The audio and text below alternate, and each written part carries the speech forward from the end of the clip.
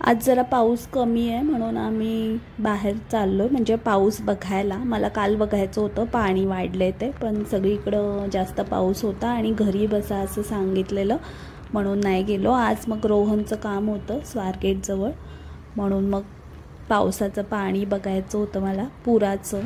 पण आज थोडं पाऊस कमी आहे त्यामुळे पाणी पण कमी झालंय, बघायला गेलोय आम्ही।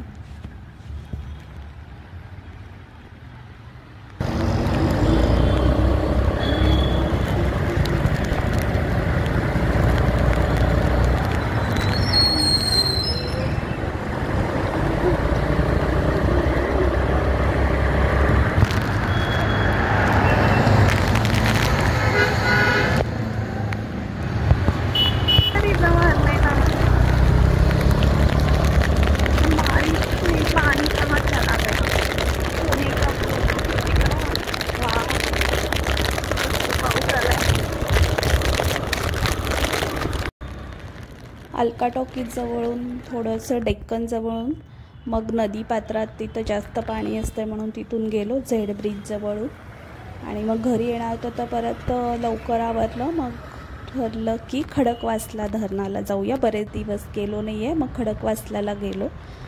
खडकवासला डॅम सिंहगड जवळ आहे। भिजायची हौस आली आहे, बारिश।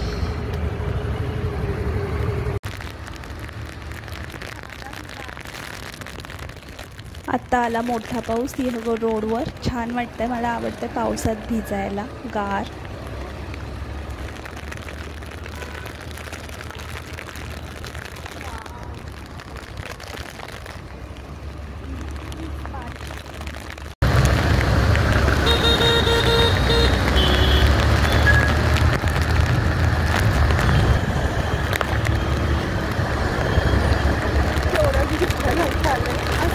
दिसत खडकवासला असं मातीसारखं पाणी, शुभ्र पांढरं असायचं।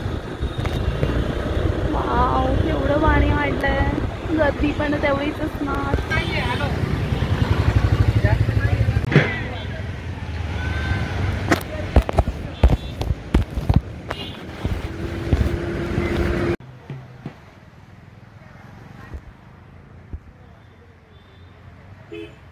खूप दिवसांनी आले मी इकडं खडकवासला। इथून 10-12 किलोमीटर सिंहगड आहे, सिंहगड किल्ला। आता पाणी वाढलंय खडकवासल्याचं, पण 2 दिवस पाऊस नाही आहे त्यामुळे थोडं कमी पण आहे। सगळं चॉकलेटी मातीचा कलर झालाय, नेहमी असं पांढरं शुभ्र असतं, पण छान वाटतंय खडकवासल्याला गेलं की।